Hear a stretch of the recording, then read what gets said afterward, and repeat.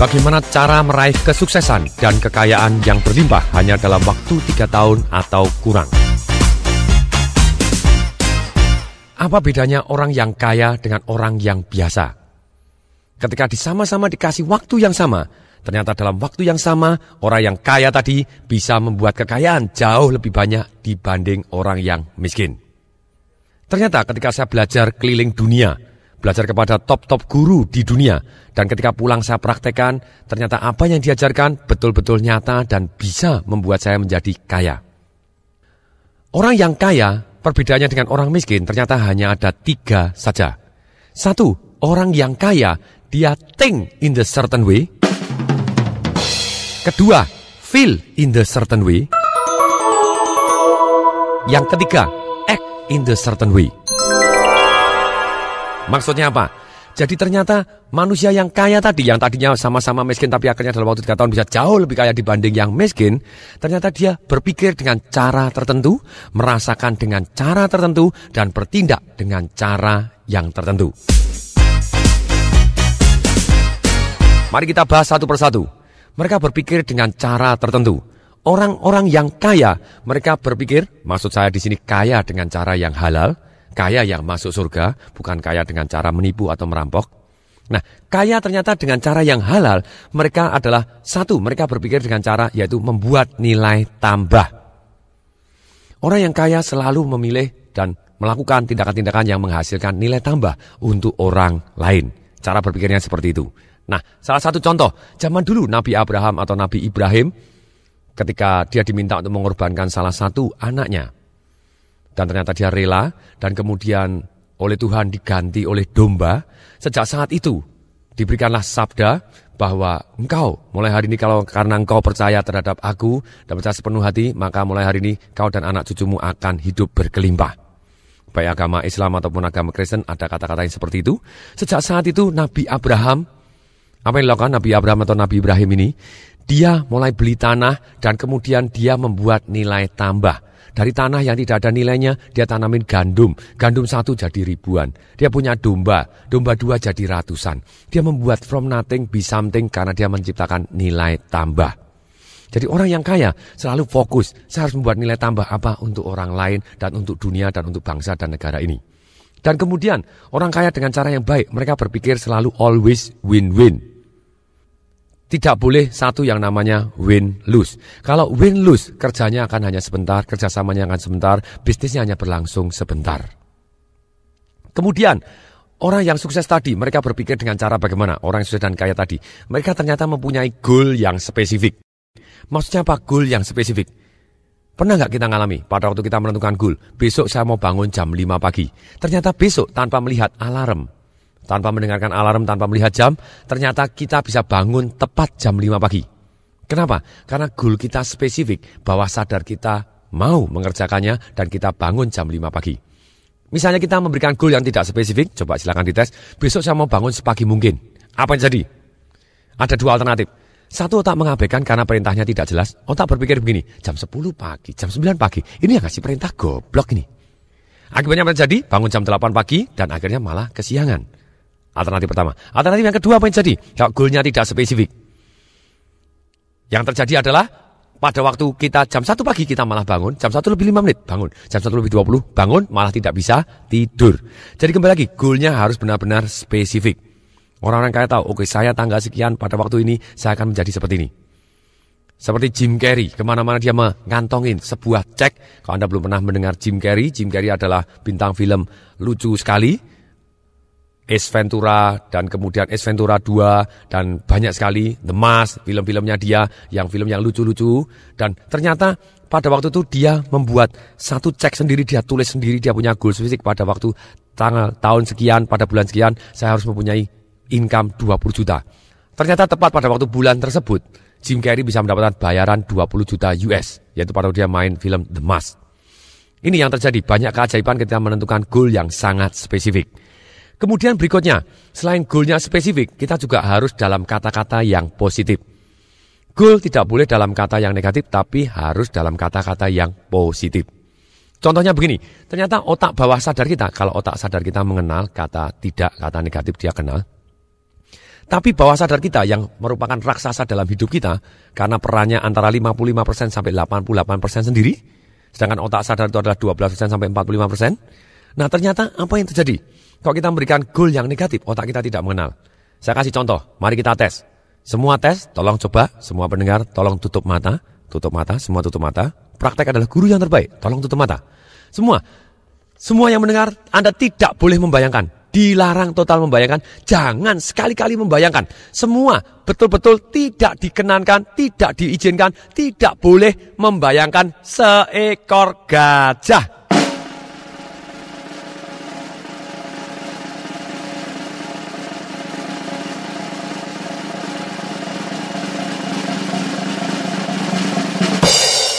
Tolong buka mata, apa yang terjadi? Aha, gajahnya malah keluar. Kenapa? Karena bawah sadar kita tidak mengenal kata tidak. Jadi goal harus dalam kata-kata positif. Anda tidak boleh ngomong, saya tidak mau miskin. Anda jadi miskin.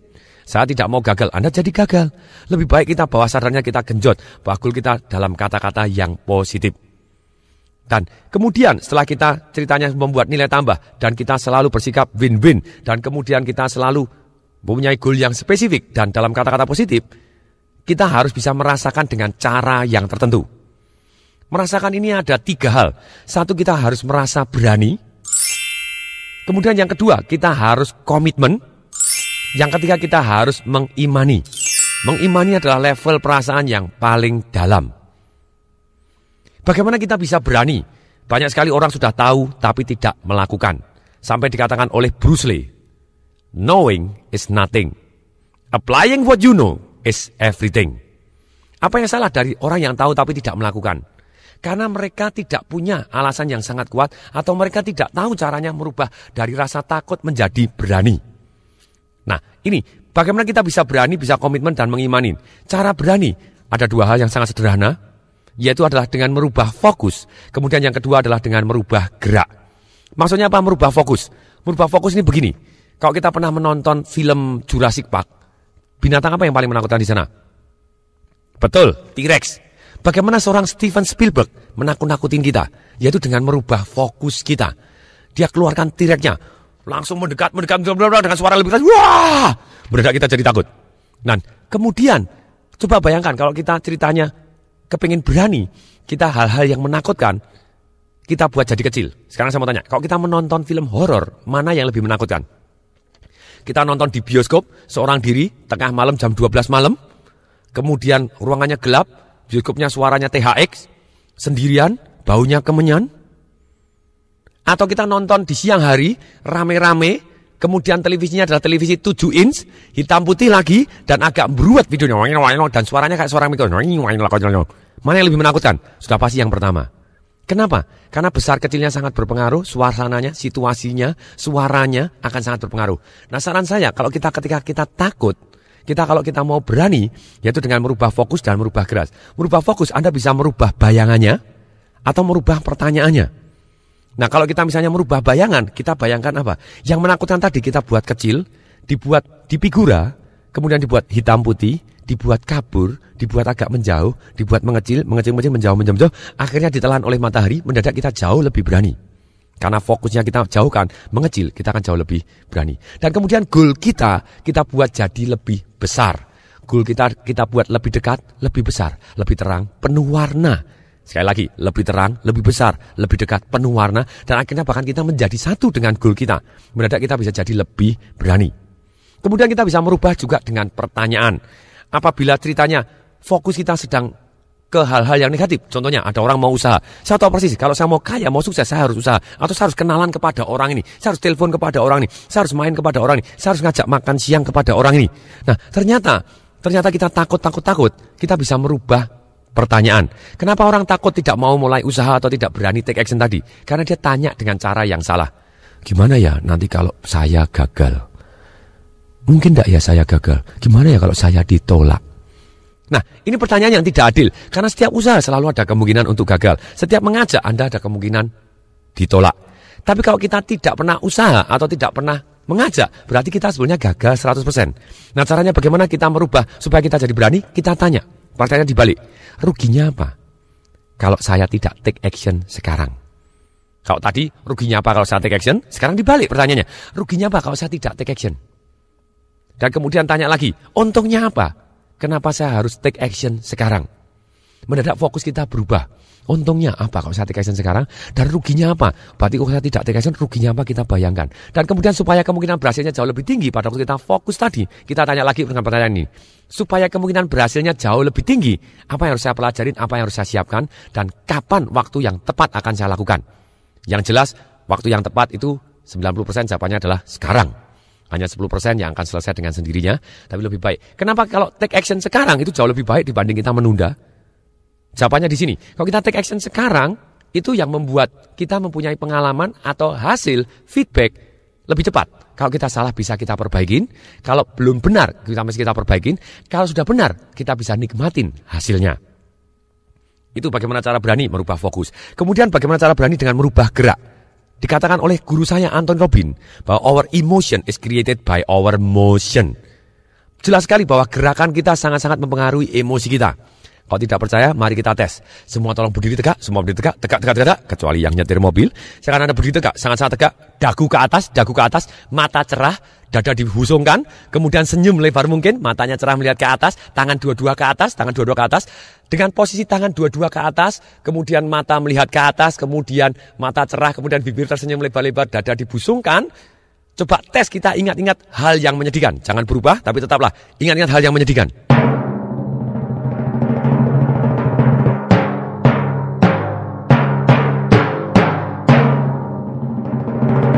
Bisa? Susah setengah mati. Nah ini, jadi karena gerakan kita akan sangat-sangat mempengaruhi emosi kita. Kalau kita ceritanya takut, sudah pasti gerakan kita apa yang terjadi? Dagu kita ke bawah, mata kita ke bawah, bahunya nutup, napasnya pendek-pendek atau bahkan lupa bernapas. Nah kalau kita kepengen berani, saran saya, Anda lunjak-lunjak terlebih dahulu, guncang bumi istilah saya, Anda lunjak-lunjak, go, kemudian busungkan dada, kepala cerah, agak tengadah, bibir senyum, tarik napas panjang-panjang, dan kemudian hembusan yes, hembusan yes. Ketika Anda guncang bumi 150 kali, berapa? 150 kali, dijamin setiap gerakan ini akan ada reaksi kimianya di dalam diri kita. Dan reaksi kimia ini membuat badan kita jadi hangat, jadi lebih percaya diri, dan kita jadi berani.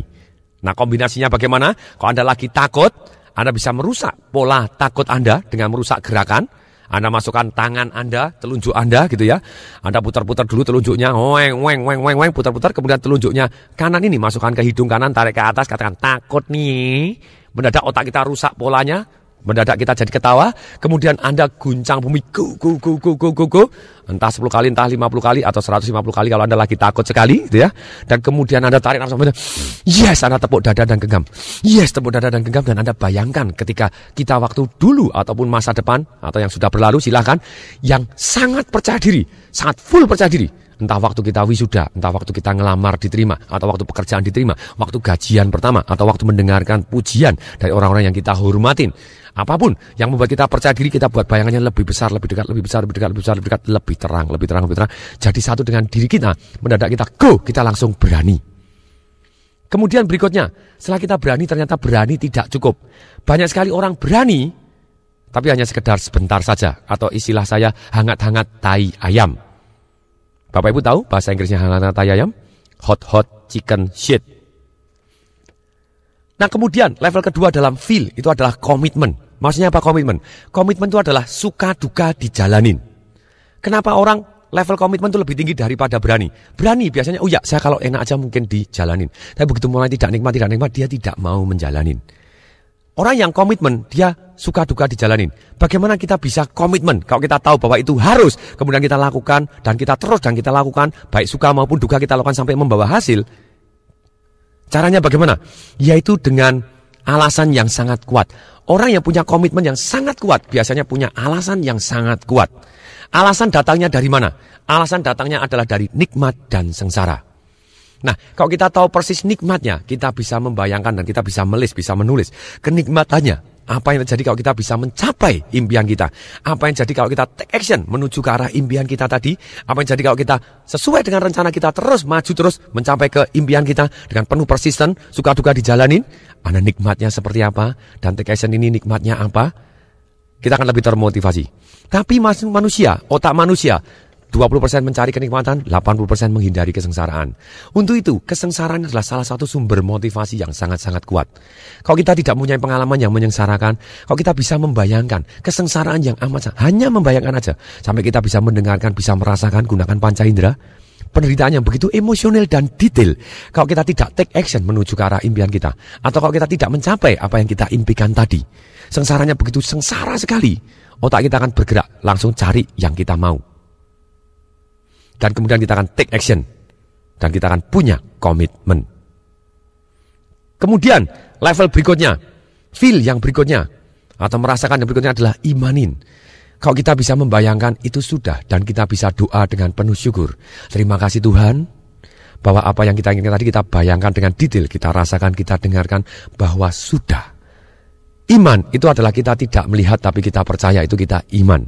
Dan kalau semua agama mengajarkan satu yang namanya iman. Kalau kita doa dan bersyukur apa yang kita bayangkan sudah. Apa yang jadi kita merasa feeling so good, feeling relaxed dan feeling so guided. Kita merasa nikmat, kita merasa dibimbing dan merasa sangat-sangat diberkatin. Feeling so blessed. Nah, pada waktu kalau kita punya iman, kita percaya terhadap Tuhan yang kita inginkan tadi, Tuhan yang Maha Kuasa, Tuhan kita masing-masing. Dan kalau kita percaya kepada Tuhan, Tuhan tadi adalah sumber segala kelimpahan. Nah, kalau kita dekat dengan sumber segala kelimpahan tadi, nah sudah pasti kita akan juga kelimpahan. Itu level terakhir yang namanya imanin, level terakhir dari bagaimana kita merasakan, how to feel. Kemudian, yang ketiga adalah act in the certain way, atau bertindak dengan cara tertentu. Orang-orang yang kaya, orang-orang yang sukses, dia tindakannya apa? Satu, dia menulis goalnya. Ternyata menurut survei di Yale University di tahun 1954, ternyata ada dari semua lulusannya hanya ada 3% yang menulis goalnya. Setelah lulus akan punya apa? Akan menjadi apa? Akan pergi kemana? Akan melakukan apa? Berteman dengan siapa? Dan kemudian 97% tidak mempunyai goal yang tertulis. Penelitian dilanjutkan lagi sampai 20 tahun kemudian, yaitu di tahun 1974. Ternyata 97% orang yang tidak menulis goalnya di jumlah total kekayaannya dibandingkan dengan 3%. Orang yang menulis goalnya di total kekayaannya, yang 3% total kekayaannya jauh lebih besar dibanding 97% yang tidak menulis goalnya di total semua. Mulai hari ini kita harus menulis goal kita. Tulis dengan spesifik. Sebutkan, saya, nama saya ini, gitu ya. Dengan ini, kasih emosi, dengan senang hati, dengan gembira. Sudah, bagian dari iman, mencapai ini. Apapun yang Anda inginkan, mempunyai mobil ini, punya rumah ini, punya income seperti ini. Tulis seperti itu, sudah. Dan kemudian pada tanggal sekian. Jadi unsurnya 3, sekali lagi saya ulangi gitu ya. Harus spesifik, goalnya positif, dan kita menulis tadi goalnya. Jadi kita tulis namanya, sebut, saya, dengan ini nama saya ini. Dengan gembira, kasih emosinya, dengan senang hati, sudah mencapai ini pada tanggal sekian. Dan kemudian goal ini Anda baca terus, hasilnya akan luar biasa. Kemudian tindakan apa yang akan membuat Anda perbedaan dengan orang lain? Tulis alasan, sekarang lebih baik kita praktek. Selesai mendengarkan CD ini, tulis alasan. Ini sangat penting dalam proses bagaimana kita bisa menjadi sukses luar biasa. Kita harus menulis alasan karena otak kita hanya cari nikmat, menghindari sengsara. Jadi pada waktu kita menulis, kita sudah ada goalnya, ada tindakan yang luar biasa, sudah menjadi dari impian menjadi kenyataan. Kita sudah mulai tulis. Kemudian juga tulis alasan. Tulis 30 alasan. Apa ruginya? Apa sengsaranya? Apabila kita tidak bisa mencapai atau tidak take action mengarah ke arah cita-cita kita. Alasan ini harus cari yang emosional dan detail, yang kesengsaraannya atau kerugiannya tidak tertahankan dan impactnya sangat terasa dan sangat-sangat menyakitkan. Kemudian setelah itu tulis juga 30 alasan, untungnya apa, nikmatnya apa. Bila kita mencapai atau kita bila take action menuju ke arah impian kita, cari yang emosional dan buat detail, yang nikmatnya sangat-sangat nikmat, sangat dahsyat nikmatnya, tidak tertahankan, dan betul-betul segera kita bisa bayangkan dan kita bisa rasakan. Dengan demikian ketika kita tulis alasan-alasan ini, otak kita hanya bekerja menuju goal yang kita punya alasan kenapa kita harus mencapai goalnya tadi. Jadi kalau kita kepingin kaya itu apa? Uangnya berapa? Dan kalau hanya uang, otak kita tidak mengenal karena uang itu hanya ide atau konsep saja, atau istilahnya abstrak. Uang untuk apa? Kalau kita tidak tahu uang untuk apa, kita tidak punya alasan untuk mempunyai uang banyak, kita susah sekali mendapatkan uang yang banyak. Untuk itu, kita harus tulis alasan, kalau uang saya banyak, saya bisa begini, uang saya bisa begini, saya bisa beli ini, saya bisa melakukan ini, saya bisa sosial, saya bisa bangun panti asuhan, saya bisa menyumbang gereja, saya bisa menyumbang masjid, saya bisa menyumbang apapun, panti apa, segala pun, panti jompo, silahkan. Kemudian, langkah ketiga, tindakan kita, yaitu kita harus mencari orang yang sudah berhasil di bidang yang kita inginkan. Jadi sebelum kita mencari orang yang sudah berhasil di bidang yang kita inginkan, kalau Anda mempunyai goal, saya pengen sukses di bidang ini, saya pengen punya uang ini, saya pengen ini, Anda list kira-kira orang yang sudah mempunyai uang segitu siapa saja. Yang sukses di bidang Anda siapa saja. Dan setelah Anda list, dan di bidang apa saja, dan kemudian Anda pilih satu yang benar-benar Anda suka. Bidangnya ini aja, orang-orang ini bisa aja, banyak sekali bisa, bidangnya ternyata macam-macam. Saya pilih satu bidang ini. Setelah Anda pilih bidangnya, cari siapa yang orang yang bisa Anda hubungin. Dan kemudian setelah Anda cari, langkah berikutnya apa? Masih termasuk yang ketiga ini tadi. Jadi yang ketiga Anda cari orang yang sudah berhasil di bidang yang kita ingin berhasil tadi. Orang yang sudah berhasil tadi adalah cari yang terbaik di dunia, itu akan sangat jauh lebih cepat. Kalau Anda bisa cari yang terbaik di dunia, cari yang terbaik di Asia. Asia Anda bisa cari terbaik di Indonesia. Indonesia Anda bisa cari yang terbaik dimanapun, termasuk di Nganjuk juga boleh. Nah begini, apa yang kita lakukan? Kalau kita sudah mempunyai orang yang sudah berhasil dan kita sudah tahu orangnya, ajak kerjasama. Nomor satu, kita ajak kerjasama. Yang kedua, kalau dia tidak mau diajak kerjasama, kita belajar kepada dia. Kalau belajar kepada dia juga dia tidak mau, kita bisa kerja kepada dia. Kalau kerja kepada dia juga tidak mau, kita bisa mempelajari dari sekelilingnya dia. Oke, dengan kerjasama dengan yang terbaik, kemungkinan berhasil kita 98%. Ini kunci yang Anda harus ingat kalau Anda kepingin sukses dalam waktu 3 tahun atau kurang. Kalau kita mau mencoba diri sendiri, bisa, tapi waktunya akan sangat-sangat lama. Saya Tung Desemwaringin hari ini jadi karena saya belajar dan kerjasama dari yang terbaik di dunia. Nah, sekarang pertanyaannya begini. Bagaimana caranya seorang bisa kerjasama dengan terbaik di dunia? Jurusnya sederhana. Dengarkan baik-baik, catat baik-baik. Sangat penting, tulis pakai huruf besar. Ditebelin, digaris bawain, kasih tanda seru. Kalau kita kepingin kerjasama dengan yang terbaik, kenapa kok orang-orang yang terbaik di dunia mau kerjasama dengan kita yang mungkin tidak ada orang yang tahu? Bagaimana seorang Anthony Robbins, World Number One Success Coach, bisa mau dimarketingkan oleh Tung Desemwaringin di Indonesia? Karena ini, kuncinya di sini. Yaitu apa? Jual Indonesia. Sekali lagi, saya ulangin. Apa? Jual Indonesia. Maksudnya apa? Kita bisa jual potensi Indonesia. Kita bisa ngomong, pada waktu saya ketemu Anthony Robbins, sebelumnya, this is true story, saya berikan kartu nama saya. Saya berikan kartu nama saya kepada... Waktu mau ketemu Anthony Robbins susah sekali karena bodyguardnya besar-besar. Dan pada waktu saya berikan kepada bodyguardnya, please give to Tony Robbins. Kartu nama saya di belakangnya saya tulisin, Indonesia is 220 million people. If 5% rich, kalau 5% orang kaya, berarti 11 juta kaya semua. Not like Singapore, saya bilang, tidak seperti Singapura. Hanya 3,5 juta dan tidak semua orang kaya. Dan sebagian besar orang kaya di Singapura adalah orang Indonesia. Please come to Indonesia or Bali. Waktu itu saya sengaja, siapa tahu orang dia tidak tahu Indonesia, itu saya ngomong balik. Nah kemudian saya kasih kartu namanya, bodyguardnya, kasih kepada istrinya, kasih kepada penjaga hotelnya, saya tanya, kamarnya Anthony Robbins nomor berapa? Tidak boleh tahu gitu waktu saya di Amerika sana. Ya tolong titip, ini nasibnya 220 juta orang berada di tangan kamu. Nah, kemudian saya titipkan lagi kepada GM-nya, kepada direkturnya, kepada presiden. Siapa yang saya titipin. Sampai satu waktu akhirnya saya bisa ketemu Anthony Robbins. Waktu di hari terakhir seminar, hari ke-9, saya bisa pegang tangannya, bodyguardnya, go away. Saya bilang, give me 30 second. Saya bilang, 30 detik aja. Kemudian Robbins-nya baik, sure, what's up? Dia bilang gitu. Kemudian saya bilang, my name Tung from Indonesia. Yeah, I know you. Ternyata kartu namanya sampai ke dia juga. Langsung dia ngomong, do you the one that have so many cards? Yes, no. Nah, wow, langsung saya ngomong, do you want some more? I still have more, gitu ya. Benar dia ketawa gitu ya. Dia tahu bahwa saya betapa persisnya. Saya contek caranya dia pada waktu dia kecil, saya baca bukunya. Dia mau mewawancarai tokoh yang terkenal, dia gunakan cara yang seperti yang saya lakukan dan dia full fight seperti itu dan dia ingat dia sendiri. Nah, kemudian dia, yeah, what's up no? Dia bilang, please come to Indonesia. Saya ulang lagi, Indonesia is 220 million people, more than, yeah, I read that one.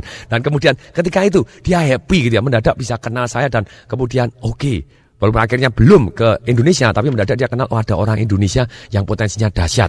Dan akhirnya saya ngomong juga kepada eksklusif authorized consultant-nya di Asia. Itu Mr. Richard Tan di Singapura. Dan kemudian saya ngomong juga dengan cara yang sama. Akhirnya dia agree untuk saya jualkan di Indonesia. Karena saya yakin bahwa ilmunya dia sangat bermanfaat untuk merubah hidup orang banyak. Nah, demikian juga. Ini jadi kita bisa kerjasama. Kita jual Indonesia atau jual potensinya. Nah, salah satu contoh lagi. Siapa yang pernah dengar kata-kata Howard School? Kalau Anda belum pernah dengar, siapa yang pernah dengar kata-kata Starbucks? Bagaimana seorang ceritanya Howard School? Itu Howard School adalah pemiliknya Starbucks. Walaupun di awalnya dia bukan pemilik awalnya. Dia adalah senior vice president di New York, gajinya sangat besar. Dia pergi ke Seattle, waktu itu kota kecil. Dia baru minum kopi di Starbucks. Wih, enak sekali.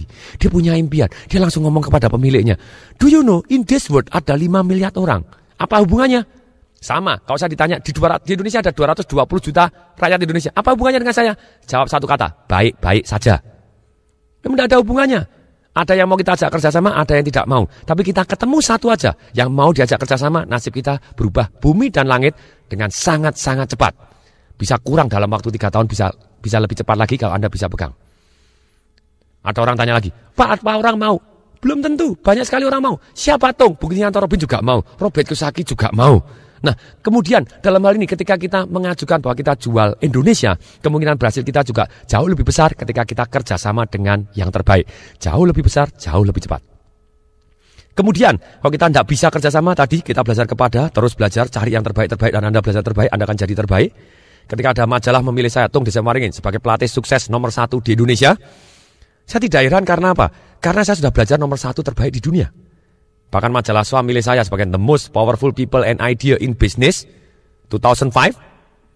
Ya wajar aja karena saya belajar dari guru-guru saya yang terbaik. Sebenarnya saya bisa mendapatkan testimoni yang luar biasa dahsyat. Orang yang saya coach bisnisnya meledak antara 100% sampai 2000%. Itu yang saya bahas di Marketing Revolution saya. Nah sama, kenapa? Karena saya sudah belajar dari yang terbaik. Dalam hidup ini, kita 80% waktu kita harus belajar dari yang terbaik. 20% silakan Anda belajar kepada siapapun. Kemudian kalau kita terpaksa, kita bisa kerja kepada orang tersebut. Sekali lagi, jangan kerja cari gaji. Jangan kerja cari uang. Gaji itu nomor 3, uang dan nomor 3. Nomor 1 adalah kita harus belajar cari ilmunya. Kemudian yang kedua adalah kita belajar cari kenalan dan cari network atau cari kepercayaan. Yang ketiga, kalau digaji besar, jangan ditolak. Jangan ideal gitu ya, gaji kecil aja, enggak usah gaji besar, jangan ditolak, diterima juga. Tapi dalam hal ini ketika kita sudah belajar ilmunya, seperti Howard School tadi yang Starbucks, kemudian dia kenalan dan dia gajinya senior vice president, dia ngomong bahwa 5 miliar orang di dunia ini menunggu Starbucks Anda, kemudian orangnya akhirnya mau mempekerjakan dia, tapi dengan gaji yang sangat-sangat kecil, dia tidak hitungan, dia cari ilmunya, dia cari kenalan, kemudian dia ngajak bosnya, bos yuk kita buka baru. Kalau Anda tidak mau ekspansi karena bosnya tidak begitu agresif, ya ekspansi Anda mau nggak jadi pemegang saham saya. Bosnya malah mau pemegang saham dan semua produknya kopi dia ngambil dari Starbucks. Lalu kemudian ketika bosnya mau pensiun, Starbucks dijual 4 juta US karena dia sudah punya ilmunya, si Howard School, dan punya kenalannya apa yang terjadi. Dia bisa dapatkan sponsor dan akhirnya dia bisa buka dan dia jual cita-citanya go public. Dan hari ini ribuan Starbucks ada di seluruh dunia. Dan sukses luar biasa. Sangat-sangat cepat. Pertanyaan berikutnya, bagaimana kita bisa mendapatkan orang-orang yang sudah berhasil di bidang yang kita inginkan? Cari, keluar, ikut seminar, ikut organisasi, ikut yayasan, ikut tour ke luar negeri, ikut apapun. Nah dalam hidup ini ketika kita mau mengharapkan suatu hal yang dahsyat, Anda tidak bisa Anda duduk aja di rumah, kemudian Anda mengharapkan ada konglomerat datang ke tempat tok, mau nggak Anda kerjasama kepada saya? Mungkin nggak itu terjadi? Mungkin apabila Anda sudah mempunyai nilai tambah yang luar biasa, banyak orang akan datang ke tempat Anda dan mengetuk mau ngajak Anda kerjasama. Tapi kalau kita belum mempunyai nilai tambah yang luar biasa, kita harus aktif menjual Indonesia tadi. Sekali lagi, kalau ditanya apa hubungannya 220 juta rakyat Indonesia dengan Anda, jawabannya baik-baik saja. Pasti ada yang mau, ada mau satu aja, Anda sudah nasibnya akan bumi dan langit cepat sekali. Kemudian jurus keempat, yang pertama tulis goal, yang kedua tulis alasan Anda, yang ketiga adalah cari orang yang sudah berhasil di bidang yang kita inginkan, ajak kerjasama, belajar kepada atau kerja kepada. Yang keempat adalah kita lebih baik kita bergaul dengan big boys. Tadi maksudnya apa bergaul dengan big boys? Kita cari orang-orang yang jauh lebih sukses di bidang kita. Karena cara berpikir mereka kita bisa belajar. Bukan berarti saya tidak punya teman yang lebih miskin dari saya atau istilahnya lebih tidak berhasil dibanding saya. Saya punya teman dari manapun, tidak masalah. Tapi ketika kita mau bergaul, alangkah baiknya kita merubah pergaulan kita. Nasib kita akan jauh lebih berbeda kalau kita bergaul dengan orang yang berbeda. Bahkan ketika saya ikut seminar 6 tahun yang lalu, saya disuruh menulis siapa 5 orang yang paling dekat dengan kamu, ditulis. Kemudian sebelah kanannya ditulis, juga bisa Anda lakukan, coba tes. Siapa yang 5 orang yang paling dekat dengan Anda, yang Anda selalu menghabiskan waktu. Kemudian sebelah kanan kira-kira aja penghasilannya berapa, silahkan ditulis. Kemudian dijumlah, kemudian dibagi 5. Itulah plus minus pendapatan Anda. Pada waktu saya ngerjakan yang sama, ternyata betul. Itu adalah pendapatan saya. Langsung saya syok, saya tahu persis. Bahwa saya terus bergaul dengan orang-orang seperti ini, plus minus penghasilan saya akan seperti ini juga. Saya harus gaul dengan orang-orang yang jauh lebih dahsyat dibanding saya. Nah, bagaimana menemukan? Sama tadi, ikut seminar, ikut organisasi, undang makan siang. Nah, sekarang pertanyaan, kenapa orang-orang dahsyat mau makan siang dengan kita? Karena kita punya nilai tambah. Loh, kalau kita tidak punya nilai tambah, bisa nggak kita ngajak makan siang? Bisa. Caranya bagaimana? Misalnya begini. Anda bisa menggunakan begini, misalnya Anda pengen ngajak makan seorang presiden direktur yang top sekali, misalnya Bapak A. Anda bisa ngomong gini, Anda juga kenal presiden direktur ini, Ibu B, misalnya begitu. Kita ngomong kepada Bapak A, Bapak A, kalau misalnya Anda sewaktu-waktu diajak makan oleh Ibu B, Bapak A mau? Ya mereka mau karena mereka orang-orang dahsyat luar biasa. Kemudian kita ngomong kepada B, oh kalau mau sebentar Pak akan saya setkan waktu. Dan kemudian kalau ditanya apa hubungannya dengan dia, oh baik-baik saja Pak. Loh memang hubungannya baik-baik saja, betul nggak? Kemudian kita ngomong kepada Ibu B, Ibu B kalau sekali waktu diajak makan siang dengan Bapak A, presiden direktur dari sini, mau? Banyak maunya karena mereka orang-orang besar kepengen bergaul dengan orang-orang besar juga. Ketika mereka mau, pada waktu makan siang bertiga, yang sebelah kiri Anda gajah, sebelah kanan Anda gajah, Anda calon gajah. Nah kemudian, setelah ceritanya kita di dalam hidup ini, kita bergaul dengan orang-orang yang dahsyat tadi, sekarang lagi hindarin orang-orang yang penyedot semangat. Maksudnya apa penyedot semangat? Tanya, apa kabar? Tidak bagus, susah. Orang yang UUB, apa itu UUB? Unhealthy, unhappy, and broke. Bukan kita tidak boleh dekat dengan orang miskin, boleh Anda boleh dekat dengan mereka, datang membantu untuk menginspirasikan mereka untuk dahsyat. Dan kalau Anda miskin, saya juga ngalami pada waktu awal-awal di dalam karir saya tidak punya uang, saya melakukan apa? Saya sehat dan saya happy, saya penuh semangat. Saya sehat dan happy, orang senang bergaul dengan saya. Nah kalau saya tidak sehat, saya tidak happy atau penuh keluh kesah dan bangkrut lagi, siapa yang mau dekat-dekat dengan saya? Dan makanya kalau kita belum punya uang, alangkah baiknya kita tetap semangat dan kita happy ceria, akibatnya orang bisa mengukur energi kita dan senang bergaul dengan kita. Tunjukkan kepositifan Anda. Berikutnya, langkah yang kelima, yaitu kita harus monitoring. Kebanyakan orang memonitoring goalnya hanya setahun sekali pada waktu tahun baru. Apa yang jadi? 1 tahun berikutnya, waktu sudah berlalu dan belum tercapai, tapi sudah 1 tahun. Alangkah baiknya kita monitoring. Caranya bagaimana? Kita baca goal kita setiap hari. Baca. Saya tulis goal saya pakai papan besar sekali, pada waktu bangun tidur saya baca, tidur saya baca lagi. Dan kemudian, setelah baca goalnya, juga imajinasikan. Imajinasikan bahwa Anda sudah dan terima kasih Tuhan, sudah. Imajinasikan, bayangkan, rasakan. Lebih besar, lebih terang, lebih dekat. Dan rasakan, dengarkan suara-suara yang ketika Anda sukses luar biasa yang Anda impikan tadi.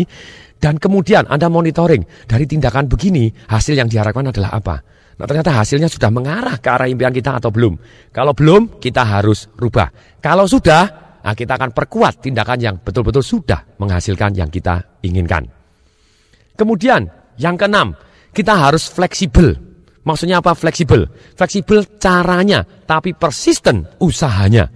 Ketika Anda sudah melakukan monitoring, saya melakukan begini, kalau ternyata belum dapat kenalan orang-orang dahsyat. Saya jalan-jalan begini kok belum ada orang yang hebat mau kerjasama dengan saya. Kita tanya, caranya supaya saya rubah, supaya dia mau, apa yang harus saya perbaiki? Saya ngomongnya, nadanya, gerakan saya, atau pandangan wajah saya, atau susunan kata-kata saya, mana yang harus saya rubah? Sehingga orang tadi mau makan siang dengan saya, atau orang tadi mau kerjasama dengan saya. Atau cara ngomong saya apa? Silakan, harus dirubah. Fleksibel caranya, tapi persisten terhadap usahanya. Banyak orang ngomong, saya sudah 3 kali berusaha jualan, tapi ternyata tidak laku, saya tidak berbakat. Coba bayangkan, siapa yang pernah jadi anak-anak? Pertanyaan yang goblok, semua orang jadi anak-anak, pernah. Nah kalau anak-anak belajar jalan, kalau dia jatuh, kemudian kita akan ngomong bangun lagi. Jatuh, kita akan ngomong bangun lagi. Kapan kita ngomong berhenti, bangun lagi? Pertanyaan yang sama-sama gobloknya. Yaitu jawabannya apa sih? Ya kalau sudah bisa jalan. Resep ajaib. Persisten juga sama. Ketika kita usaha, kalau kita belum berhasil, kita langsung coba lagi, lakukan lagi. TKS lagi, supaya lebih berhasil bagaimana? Harus melakukan apa lagi? Saya harus belajar kepada siapa dulu? Mendatangkan pertanyaan-pertanyaan ini, supaya yang lebih mudah, siapa yang bisa membantu saya? Nah, kemudian apa yang mau saya korbankan? Apa yang mau saya impikan ini? Kebiasaan apa yang harus saya buang? Mendadak kita jadi lebih semangat karena kita pakai pertanyaan-pertanyaan, kebiasaan apa harus saya punyai? Keterampilan apa harus saya pelajarin? Kemudian Anda jadi jauh lebih semangat, lebih powerful dengan bimbingan-bimbingan pertanyaan yang menuju ke arah yang Anda impikan. Coba bayangkan kalau seorang bayi baru jatuh sekali, jatuh 2 kali, jatuh ketiga kali, terus dia ngomong bayinya, aku enggak bakat jalan. Bisa jalan? Susah setengah mati. Demikian juga kita harus persisten di dalam usahanya, fleksibel caranya. Langkah ketujuh adalah kita harus doa dan membayangkan bahwa yang kita impikan sudah terjadi dan kita ucapkan terima kasih. Saya tiap hari doa, terima kasih Tuhan atas kebijaksanaan, kesehatan, kekayaan, keharmonisan, serta keceriaan yang telah Bapa berikan. Dan hamba-Mu ini, saya biasanya menyebut begitu, berjanji akan membuat berlimpah, sedemikian sehingga bisa berarti untuk orang yang banyak. Itu jadi kita doa dan kita terima kasih, kita mendapat feeling good tadi, feeling blessed, bila merasa diberkati, dan feeling guided, kita merasa dibimbing.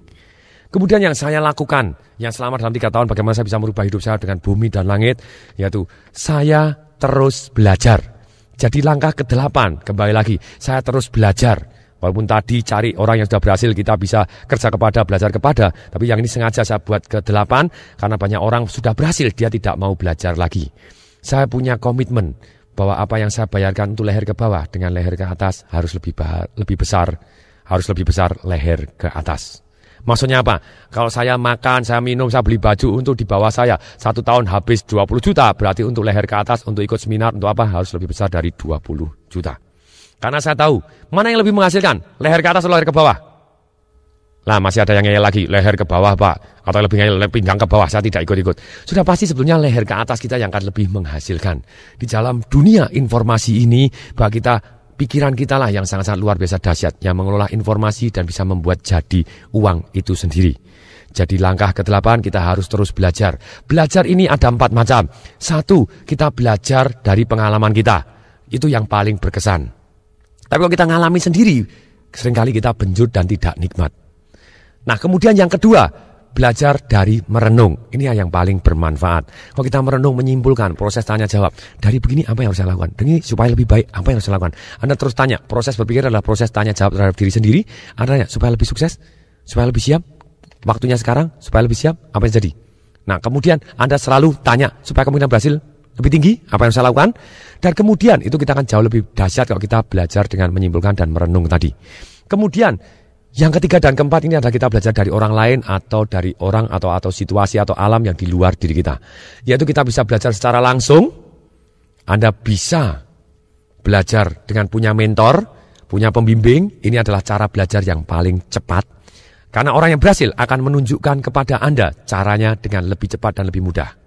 Kemudian yang keempat adalah dengan secara tidak langsung, yaitu dengan mendengarkan seperti CD audio hari ini, atau Anda baca buku, atau Anda melihat televisi, atau Anda belajar sesuatu hal yang baik secara tidak langsung.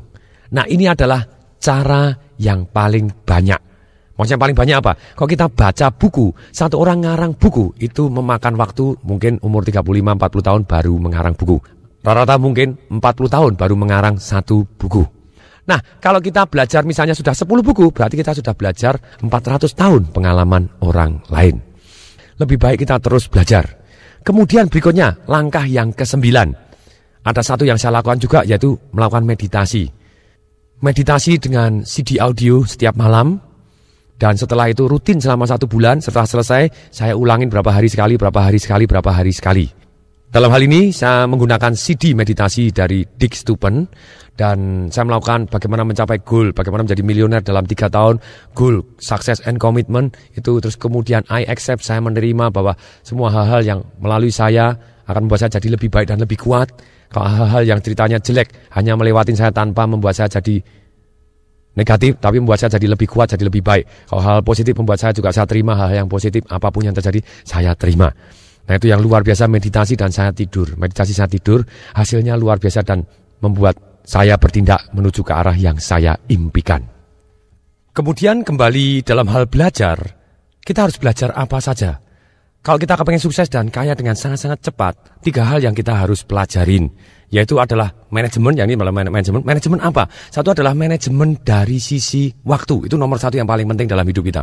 Manajemen waktu, manajemen prioritas, mana yang harus kita prioritaskan, mana yang harus di nomor 2-kan. Tapi kita harus tahu persis apa yang utama dalam hidup kita untuk mencapai apa yang kita impikan.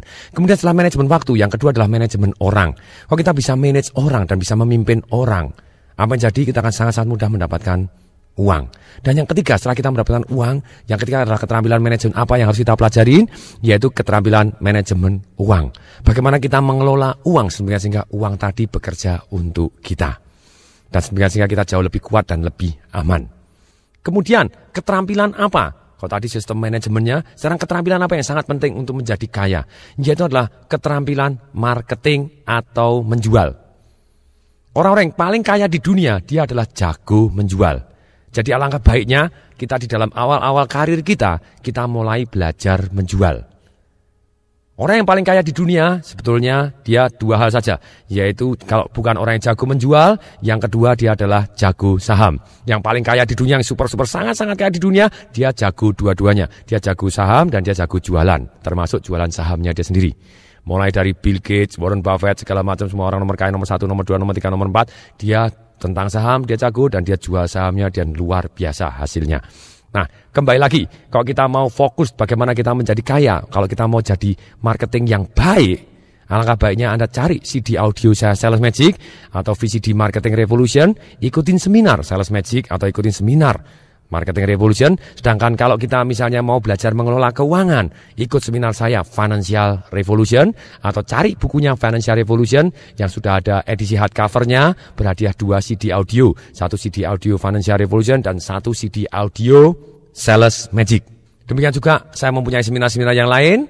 Bagi para pendengar yang tertarik, silakan terus constant and never ending improvement. Atau istilahnya terus dan terus harus meningkat. Jadi constant and never ending improvement. Bagaimana caranya meningkat? Kita terus belajar dan take action. Sekali lagi, knowing is nothing, applying what you know is everything. Semoga bermanfaat. Saya Tung Desembaringin mengucapkan salam dahsyat.